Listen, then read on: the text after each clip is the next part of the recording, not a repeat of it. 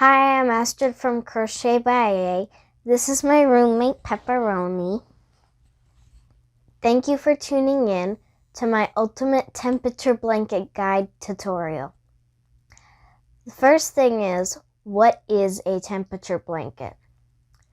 Every row is a day, and a day is determined by the temperature of that day.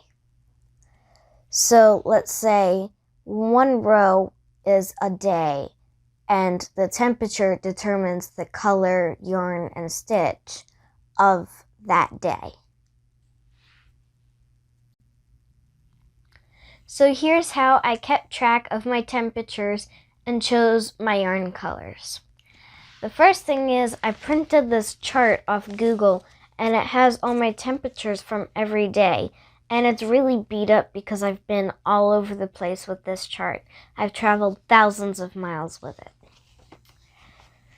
So I have every day checked off that I've crocheted.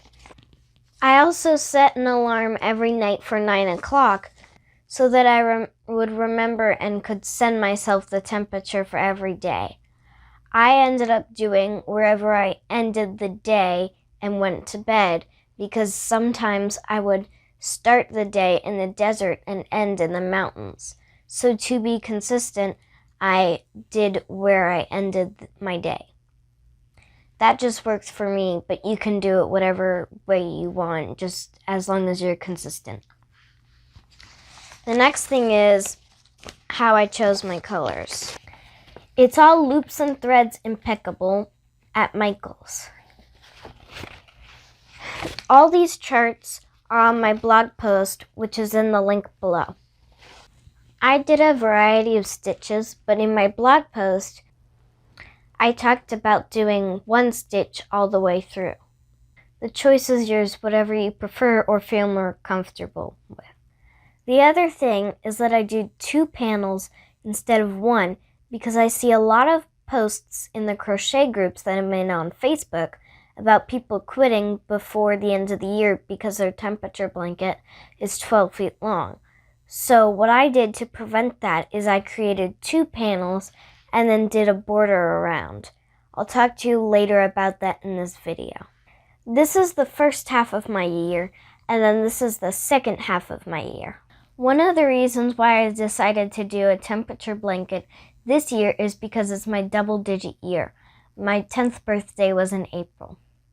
The cool thing is now when I look at it, I see all these fun dates that jump out. This is the first day. It blends into the border because it was also soft rose. So that's January 1st. I had a really cold ski day, and this was deep forest. It's only one of the 2 days that was really cold.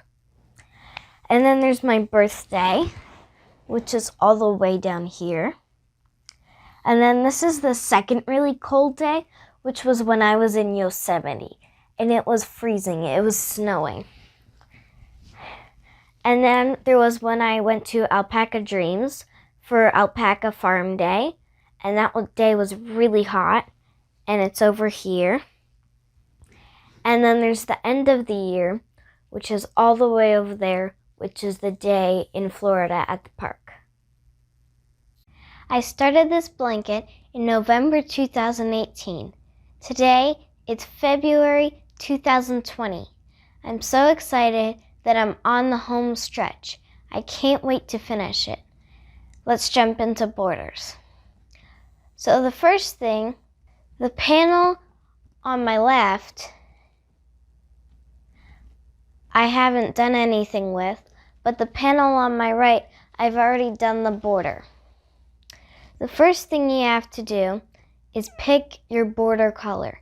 I was really torn between 3 of the colors.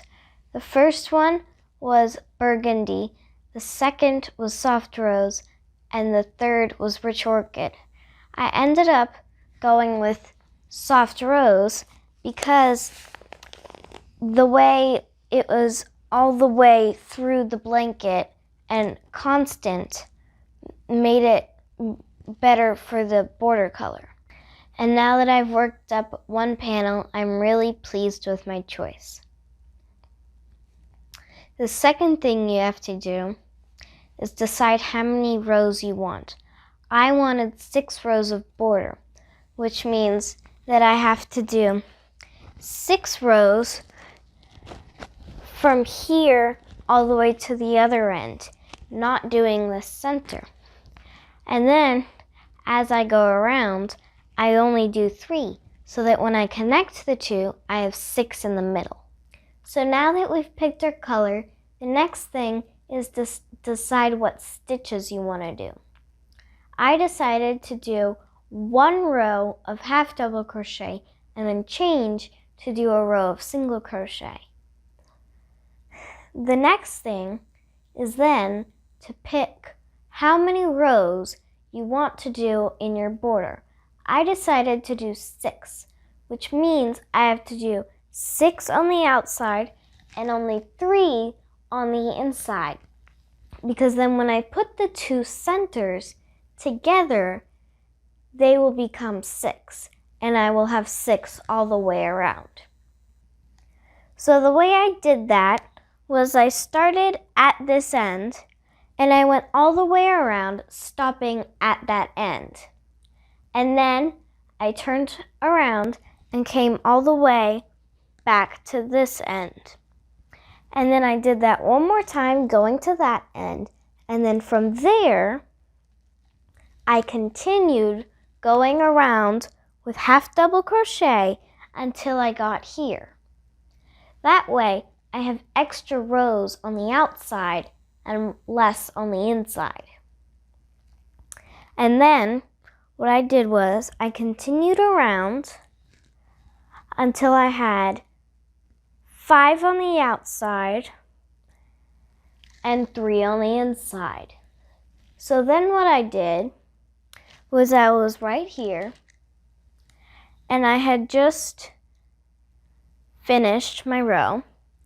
And then what I did was I went to there and I stopped there so that I still had 3 rows on the inside and 6 rows on the outside.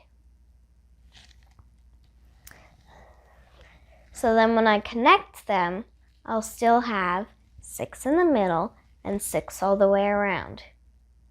Thank you so much for watching my ultimate temperature blanket guide tutorial. I had so much fun making it. Check out my blog post because there's way more details over there and you can get more info over there.